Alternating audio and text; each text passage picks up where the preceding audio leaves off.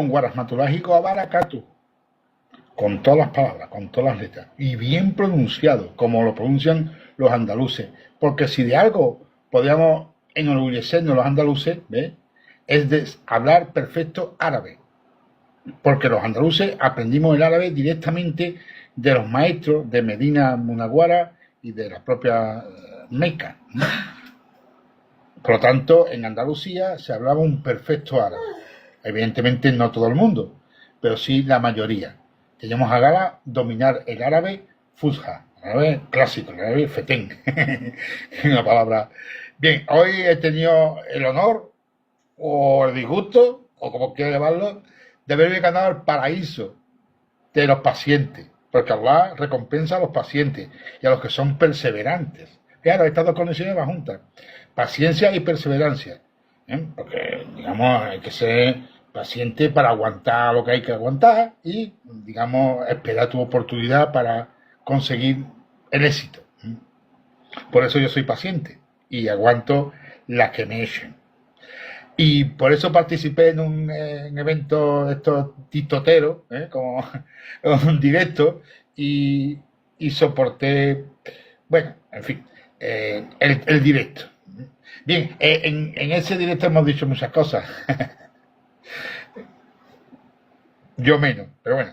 El caso es que había suscitado alguna conversación que no he podido contestar de alguna manera, y ya voy a hacer referencia a ella, porque se habló de sabios del Islam, en la época del Islam, de sabios, de filósofos, de profesores, de maestros, de medicina, de filosofía, y entre ellos se citó a Maimónides, ¿no?, que, como sabéis, es de origen judío y vivió en Al-Ándalus. Desarrolló su filosofía, porque no solamente fue médico, fue filósofo, fue un gran maestro de la propia Torá. O sea, desde Al-Ándalus se dio cátedra del judaísmo. Desde Córdoba se enseñó, fue el maestro hasta hace poco, y yo creo que realmente no se ha superado. Maimónides fue el gran maestro de los judíos, desde Córdoba, desde Al-Ándalus lo hizo. Y lo hizo tranquilamente hasta que, al parecer, según la biografía, pues llegaron los almohades y lo expulsaron. Bien, y ahí es donde viene la controversia, ¿no?, la lectura distinta de la historia, porque claro, cada uno interpreta la historia como le gusta. Pero fijaros, atendiendo simplemente a la historiografía que existe en cualquier manual que podemos hacer tú y yo, podemos leer como Maimónides, cuando llegó el gobierno, perdón, espérate, la invasión almohade, ¿no? Titula La invasión almohade, ¿no? Bueno, para mí, evidentemente, ya catalogar al gobierno almohade de invasión puede ser distinto, puede ser un momento de una política más intransigente contra el enemigo. Recordemos que los almohades nacen en una época en la cual las cruzadas eran un fenómeno vigente y a Europa estaba atacando lo que era el Andalus, al propio Islam. Por lo tanto, el Islam, o los musulmanes, o los gobiernos musulmanes, o las poblaciones musulmanes reaccionan radicalizando su gestión política. Eso es normal. Igual que hoy en día vemos nuestro, digamos, enfrentamiento con Rusia. Todo el mundo odia a Rusia. ¿Por qué? Pues son los malos, ¿no? Pues en el Islam pasa, en la época andalusí pasó igual. Hubo un momento en el que la defensa contra el invasor o contra el conquistador de las cruzadas, promovida, por cierto, por León XIII, creo que era, ¿verdad? El de ahora es el 14, bueno, pues el anterior, el 13, fue el que promovió las cruzadas. Qué casualidad. Bueno, pues este señor, que estas cruzadas provocaron una sociedad, un momento de enfrentamiento, de lucha, y a ese enfrentamiento de lucha pues aparecen gobiernos que promueven esa lucha. Por lo tanto, la convivencia se vio resentida, claro, lógicamente, porque unos momentos difíciles, ¿no?, para la sociedad. Pero cuando dicen, y lo estoy leyendo de una historiografía que podéis acceder fácilmente y gratuitamente, que es lo que maneja todo el mundo, ¿verdad? Pero yo os pido que vayáis más allá. Cuando dicen que, además lo ponen, dice que cuando llegaron los almohades, pues hubo una persecución a muerte contra los cristianos y contra los judíos. Y o te hacías musulmán o te echaban, o te mataban, una de las tres. Podías elegir, o te cambiabas de religión, ¿Mm? O te mataban o te iban, ¿no? Y bueno, ante esa afirmación histórica de unos académicos, la respuesta a la pregunta es, entonces, ¿por qué había judíos cuando llegaron los cristianos? Si los almohades mataron a todos los judíos, ¿por qué habían judíos cuando llegaron ellos, los cristianos, a liberarnos? Y después ellos sí echaron a los judíos, los cristianos, los católicos, los cruzados. Pero supuestamente los almohades habían matado a todos los judíos, o lo habían hecho uno de dos, o de tres, lo habían convertido en Islam. ¿Qué pasa? Entonces, ¿por qué aparece la judería tiempos después, cuando llegan los cristianos? Había judíos y también habían cristianos, por cierto. Había mozárabes, gente que practicaban su religión, y si no, vete a Córdoba, en el sur de Córdoba, que hasta cultivaban vino en la época de Andalucía cuando llegaron los cristianos, los europeos.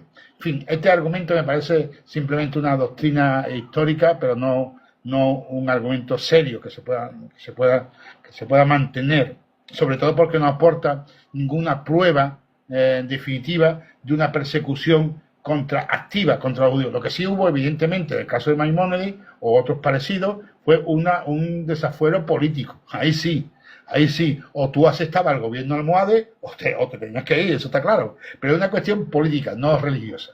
Esa es la diferencia. Hubo desavenencia política, pero no religiosa. La religión era aparte, no había ningún problema por la religión. Lo que sí había era desencuentro político, como Ibn Khaldun o el propio Maimónides. Pero siguiendo la historia de Maimónides, que es muy simpática, muy graciosa, muy curiosa, porque se ha argumentado como que esta es la prueba de que en Al-Ándalus no ha existido convivencia, pero precisamente cuando nuestro hermano andalusí Maimónides huye o sale al exilio, se va desde Córdoba a Almería. O sea, muy lejos no se fue, ¿verdad? Se fue con toda su familia a Almería, pero después pasa a Fez, pasa a Marruecos, pasa a Argelia. O sea, el hombre con su familia pues va, digamos, cambiando hasta encontrar un ambiente que a él le gustara, porque era un gran profesional. Pero fijaros, no emigró a Europa. Él no fue a Europa a decir, oye, que yo me han echado de los moros, estos que son muy malos, que me han perseguido, me han obligado a cortarme la cabeza, me voy a ir a Europa donde vivo la libertad. No, se fue a Marruecos, a Argelia, a Egipto. Y no contento con eso, se metió en la corte, por llamarla de alguna manera, de Saladin, que sabéis, ¿verdad?, que fue el gran liberador del mundo frente a los cruzados. Recuperó la libertad en Medina al-Quds, la libertad, restituyó la libertad en Medina al-Quds y toda la franja de Palestina, que pese a que le pese, Palestina ha existido siempre. No es un invento tuyo, ni de algunos grupos, es un invento, o sea, histórico. Los filisteos ha existido siempre. Y Jerusalén, Medina al-Quds, es la capital de la Palestina histórica. Palestina. Bien, pues este señor, Saladino, para los europeos, tuvo en su corte a nuestro amigo, nuestro hermano Maimónides. Entonces mi pregunta es, si venía huyendo porque los musulmanes querían cortarle la cabeza por infiel, ¿cómo que se mete en manos de Saladino, que estaba en plena yihad? Allí sí que había una yihad. Allí sí que había una yihad para restituir la justicia y la vida en Palestina y en toda Siria, en toda el Shams, el mundo oriental, ¿no?, que había sido usurpada por unos conquistadores europeos, tal y como hoy en día existe, ¿verdad? La conquista europea por manos de Palestina, o sea, perdón, por manos del gobierno sionista de Israel. Bueno, pues este Saladin llegó y se puso el Maimónides en su corte. Y yo digo, bueno, pero espérate, si este hombre estaba huyendo de los musulmanes porque los musulmanes los querían matar, porque era un infiel, porque era un apóstata, yo qué sé qué cosa, y va y se mete en la tierra con Saladino.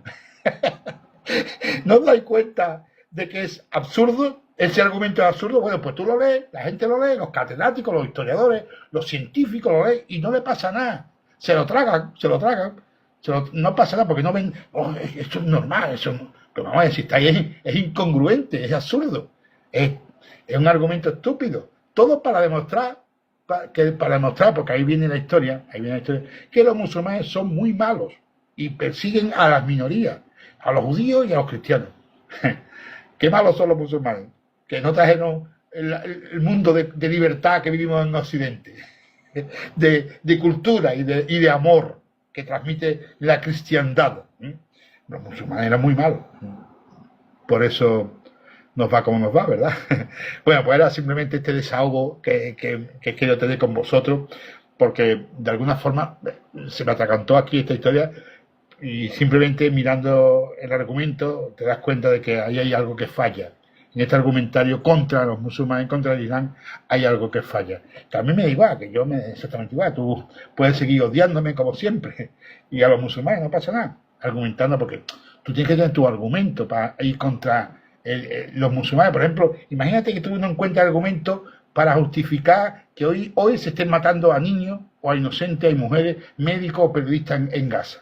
No, es que no hay argumento. Entonces te pasaría un conflicto. Entonces tú te creas tu película en la cual demuestra que el Islam es malo. Los musulmanes son malos. Y te quedas tan tranquilo. Tan tranquilo. Este ejemplo de Maimónides, que hablaste complacido con él, porque es curioso, aquellos que se atreven a leer Maimónides, porque hay que leerlo, ¿verdad? Su filosofía, sus libros, cosas que mucha gente no han hecho, demuestra cómo el judaísmo se engrandece con el Corán. ¿Que no lo has leído? Bueno, pues debes de leerlo. El Maimónides avanza en el judaísmo porque acepta los preceptos que ha traído el Corán. Y por eso el judaísmo de Maimónides se hace universal. Curioso, ¿verdad? Bueno, evidentemente la historia hay que entenderla y no usarla para justificar los asesinatos y las locuras de algunos personajes hoy en día. Que Allah esté complacido con todos vosotros, incluyendo los que te detestan, porque si a un enemigo le contestas con odio, eso no tiene mérito, hay que contestarle con amor. A un mal hay que contestarle con un bien. Eso es un dicho del profeta. ¿Qué mérito tiene ante Allah si tú contestas al mal con mal? Ninguno. Ahora, si contestas con amor a un mal, entonces tu misericordia habrá sido fruto de la paz y la convivencia. En fin, un saludo, hasta pronto, inshallah. Salamu alaikum. Que Allah esté complacido con todos vosotros, incluyendo a los judíos.